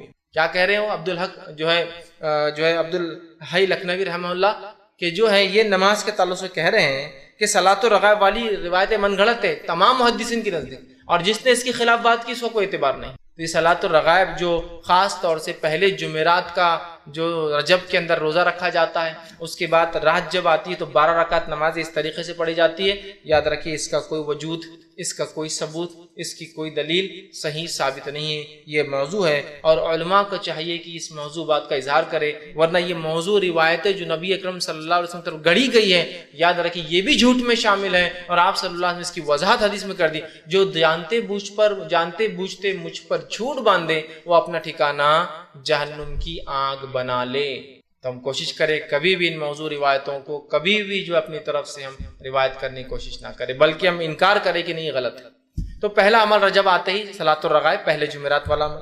اس کے بعد جو ہے رجب میں جو دوسرا عمل لوگ کرتے ہیں وہ یہ ہے کہ رجب کے مخصوص روزے، ایک تو یہ پہلا روزہ جمعرات کا، اور اس کے بعد کی نماز صلاۃ الرغائب، لیکن اس کے علاوہ مخصوص روزے رکھتے ہیں، اور ان روزوں کے تعلق سے مختلف روایتیں ہیں۔ پہلی بات تو وضاحت کر دوں، نبی اکرم صلی اللہ علیہ وسلم نے رجب میں کوئی خاص روزہ نہیں رکھا، اور رجب کے اندر آپ نے کسی خاص روزے کا حکم نہیں دیا۔ دونوں باتیں، ایک تو آپ کا عمل بھی نہیں، آپ کا حکم بھی نہیں۔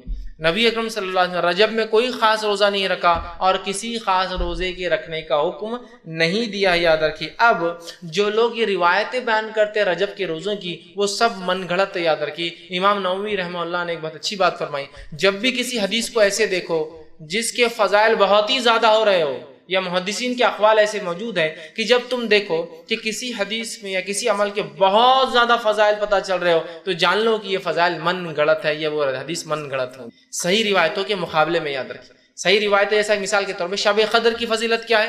1000 مہینوں سے افضل ہے۔ اب کوئی کہے شب قدر کے علاوہ کوئی ایک رات آتی ہے وہ 1000 مہینے نہیں 2000 مہینوں سے افضل ہے، تو آپ سمجھ جائیے کہ یہ گڑبڑ ہے، کہ تو ہائیسٹ لیول آف ثواب رات میں جاگنے کا وہ 1000 مہینہ ہے۔ اب کچھ لوگوں نے اس کو اگر ہم 1000 مہینوں کو اگر سالوں میں کنورٹ کرے تو ہوتا ہے 83.83 سال اور 3 مہینے، ٹھیک، یہ اس کی عدد ہوتے ہیں۔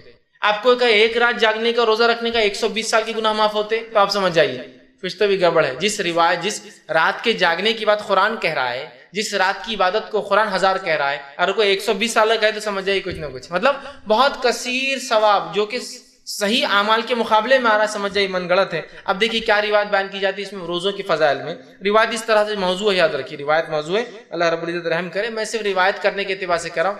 وہ ایسا کہا جا رہا ہے کہ اللہ کے رسول نے اس میں کہا، جبکہ وہ روایت موضوع ہے۔ حدیث کے الفاظ اس طرح سے، مطلب وہ حدیث جو موضوع ہے، جو آپ کی طرف من گڑت منسوب کی گئی، الفاظ یوں ہیں: بے شک رجب کا مہینہ عظمت والا مہینہ ہے، اور آگے اس کے الفاظ ہیں، جو شخص اس میں اللہ تعالیٰ اس کے لیے 1000 سال کے روزے لکھ دیتا ہے، اور 2 روزے رکھے تو 2000 سال کے روزوں کا ثواب لکھ دیتا ہے، اور 3 روزے رکھے تو 3000 سال کے روزوں کا ثواب لکھ دیتا ہے۔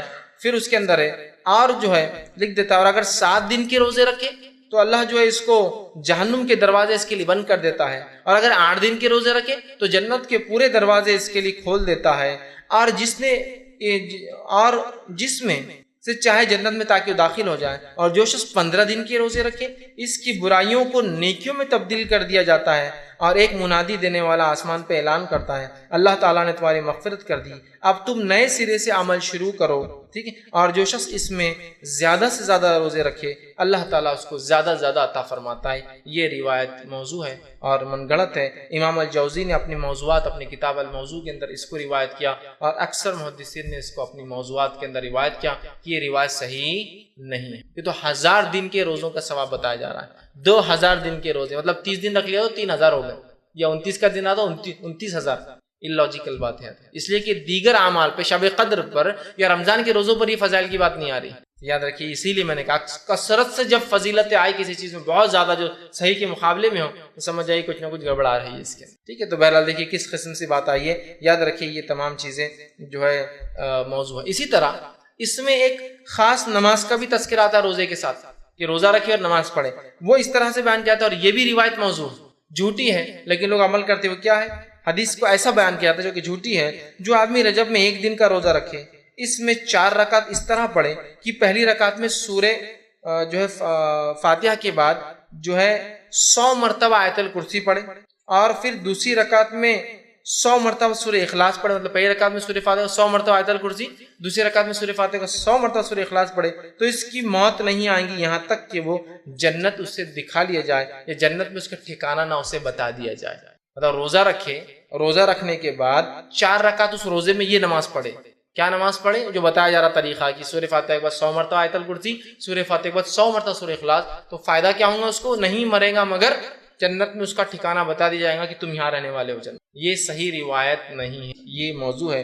تو بہرحال اس مہینے کے اندر کوئی نماز ثابت نہیں آتی، کوئی روزہ خاص ثابت نہیں۔ اسی طرح ایک اور جو ہے بات نبی اکرم صلی اللہ علیہ وسلم کی طرف منسوب کی جاتی ہے، ایک اور روایت بیان کی جاتی ہے رجب کے فضائل میں، وہ کیا ہے وہ بھی رکھ دیتا ہوں۔ یوں بیان کیا جاتا ہے، جو شخص رجب میں 3 دن کے روزے رکھے گا اللہ اس کو پورے مہینے کے روزوں کا ثواب لکھ دے گا، اور جو 15 دن کے روزے رکھیں گا اللہ تعالیٰ اس کے لیے اپنی رضامندی لکھ دے گا، اور جس کے لیے رضامندی لکھ دی جائے گی اسے عذاب نہ دے گا، اور جو پورے مہینے کے روزے رکھیں گا اسے اللہ تعالیٰ آسانی سے اس کا حساب کر لے گا۔ یہ روایت بھی صحیح نہیں ہے، لہٰذا ہمیں پتہ چلا رجب کے اندر کوئی بھی عمل نماز کے معاملے میں سنت سے ثابت نہیں، خاص کوئی بھی عمل اور روزے کے تعلق سے خاص سنت سے ثابت نہیں۔ آئیے تیسرا کام جو رجب میں ہوتا ہے بڑے دھڑلے سے ہوتا ہے اور ڈٹ کر ہوتا ہے، وہ کیا ہے؟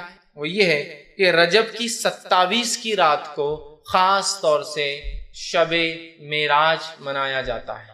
الاسراء والمعراج، مسجدیں سج رہی ہے اور تیاریاں ہو رہی ہے، اور بہت سارے لوگ سال گزرنے کے بعد رجب کی 27 کو ان کو یاد آتا ہے اپن مسلمان ہیں، اب رمضان نزدیک آ رہا ہے، اب مسلمان ہیں، اپن نمازیں شروع کرنا رجب آ رہا ہے، پھر 15 کو ایک اور نئی رات مناتے ہیں شب برات، پھر یاد آتا ہے اب تو رمضان بہت نزدیک، 15 دن ہے سدھر جاؤ، اور پھر آ جاتے ہیں رمضان، اور جب رمضان آتے اور اصلی رات آتی ہے تو ڈپلیکیٹ راتوں کے چکر میں اصلی رات ہاتھ سے چلی جاتی ہے۔ شب قدر کو کیسے منایا جا رہا ہے بولنے کی ضرورت نہیں ہے نا۔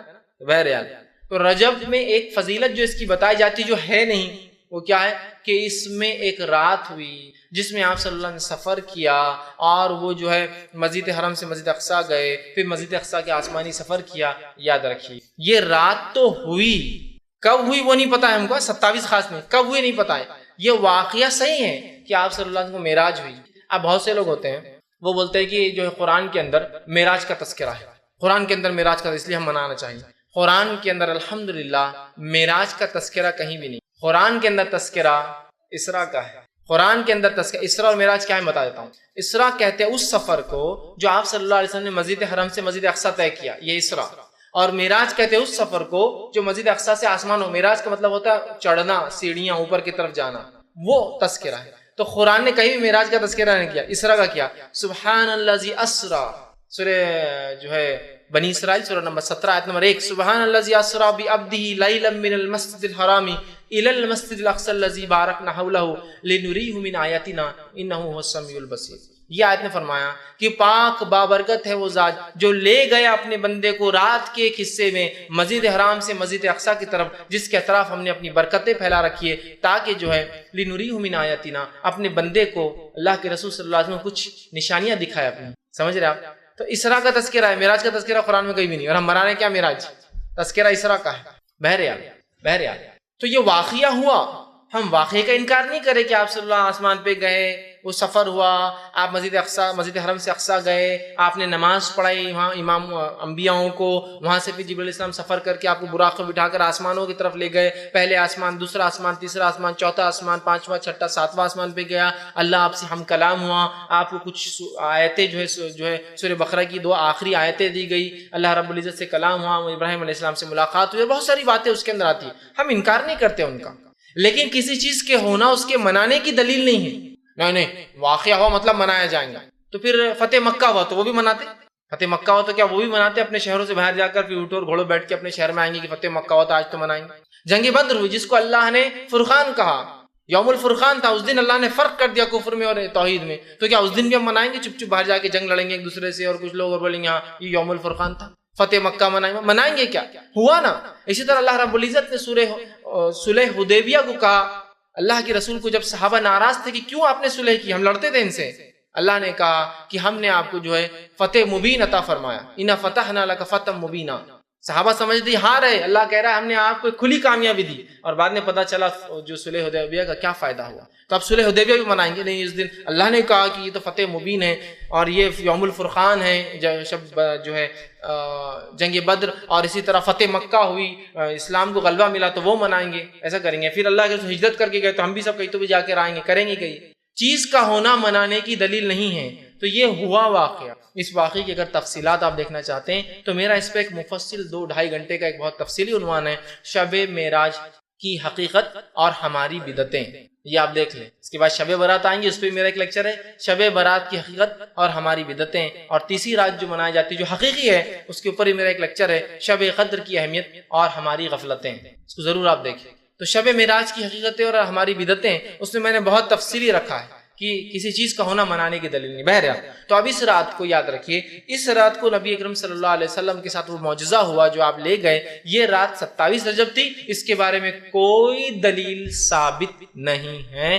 اس معاملے میں امام نووی رحمہ اللہ نے 10 اقوال نقل کیے، 10 الگ الگ قول علماء کے نقل کیے، جن کے اندر سے ایک یہ ہے کہ جس سال آپ کو نبوت ملی اس سال یہ رات ہوئی، دوسرا قول یہ نبوت کے 5ویں سال، تیسرا قول یہ نبوت کے 8ویں سال، نبوت کے 10ویں سال، ہجرت سے 8 مہینے پہلے، ہجرت سے 16 مہینے پہلے، ہجرت سے 12 مہینے پہلے، ہجرت سے 14 مہینے پہلے، 8 12 14 اور 16 مہینے پہلے ہجرت سے۔ کسی نے کہا رمضان کے مہینے میں ہوئی، کسی نے کہا یہ رجب کے اندر ہوئی، کسی نے کہا یہ شعبان میں ہوئی، کسی نے کہا یہ محرم میں ہوئی، کوئی قول نہیں۔ تاریخ کے معاملے میں اختلاف، کب ہوا اس میں بھی اختلاف، اور صحابہ میں سے بہت کم اقوال اس تعلق سے ملتے کب ہوا، یاد رکھیے۔ تو یہ رات کب ہوئی اسی کوئی دلیل نہیں۔ اب ہم نے دیکھی، میں ہمیشہ یہ کہتا ہوں کہ بہت ساری باتیں ایسی ہے جو کس کو نہ پتہ چلی، شاید اللہ رحم کرے ہم پر، اللہ معاف کرے، شاید جبرائیل علیہ السلام نے آ کر ہندوستانی پاکستانی لوگوں کو بتا کے چلے کہ تمہارے لیے یہ فکس کر دیا گیا ہے۔ جیسا 27 کو معراج ہوئی، دنیا اختلاف کر رہی ہے، صحابہ میں اختلاف ہے، محدثین میں اختلاف ہے، ہندوستانیوں کو پکا پتا ہے 27 رجب۔ اسی طرح جو ہے شب قدر کب ہے اس کو تلاش کرنے کا حکم ہے۔ جو آخری حدیث ملتی ہے اس کے تعلق سے وہ یہ ہے کہ اسے رمضان کی آخری عشرے کی طاق راتوں میں تلاش کرو، مطلب 5 میں سے کوئی ایک۔ یہاں اختلاف ہے یہ رات کب ہوئی، معراج کب ہوئی، ہمارے پاس پکا ہے کب ہوئی، 27 رجب۔ آپ 27 رجب کو بہرحال دیکھیں، کسی چیز کا ہونا اس کے منانے کی دلیل نہیں، اب ہوا اب منانا شروع ہو گیا ہے نا۔ کیسے؟ راتوں کو مسجدیں سجائی جا رہی ہے، نہایا جا رہا ہے، تیار ہوا جا رہا ہے، انتظام کیا جا رہا ہے، مخصوص پکوان اور میٹھے، اور ظاہر سے کوئی بدعت بغیر میٹھے کی تو کمپلیٹ ہوتی نہیں ہے، مخصوص میٹھے بنائے جا رہے ہیں، اسی طرح جو ہے مخصوص لباس بنائے جا رہے ہیں، مخصوص رکعت میں تعداد میں راتوں کی نماز، جیسے 100 رکعت نماز، یا پھر ایک نماز ہوتی ہے کہ جو زندگی بھر کے نمازیں چھوٹ گئے، ٹھیک، जो है खजाए उमरी पढ़ी जा रही है, इसी तरह जो है सुबह उठकर फिर 27 का रोज़ा रखा जा रहा है। ये तमाम काम बिदत है। वो रात हुई, वो वाक़या हुआ, उसके बारे में हमें फिक्स नहीं पता वो कब हुई रात और क्या वाक़या, मतलब वाक़या तो पता है लेकिन वो रात कब हुई, किस महीने हुई, किस सन में हुई, हमें नहीं पता। लिहाजा उस रात को याद कर सकते हैं आपकी वाक़या क्या था, लेकिन मनाना ये बिदत में शामिल होगा। तो आप देखिए किस धड़ल्ले से इस रात को मनाया जा रहा है, जबकि इस मामले में कई अक़वाल सहाबा के मौजूद हैं और कई इख्तलाफ इस मामले में जो है मौजूद है, लेकिन उसके बाद भी 27 को मखसूस मनाया जा रहा है। मौलाना अब्दुल हई लखनवी रहमतुल्लाह इस ताल्लुक़ से फरमाते हैं और वो कहते थे ये जो बिलाद हिंद में, मतलब हिंदुस्तान के अंदर, वो कहते हैं बिलाद हिंद में मशहूर है कि शब मेराज की सुबह को रोज़ा रखना 1000 रोज़ों के बराबर है, तो ये बिल्कुल बेबुनियाद और बेअसल है। समझ रहे हैं? तो यहाँ हम देख रहे हैं लोग पता नहीं क्या क्या इसमें मना रहे हैं, रात जागते हैं, दिन रोज़ा रखते हैं, 1000 महीनों का सवाब, 1000 साल का सवाब, 120 साल का सवाब, पता नहीं क्या क्या बातें बयान की जा रही। तो याद रखिए इस महीने में ये रात में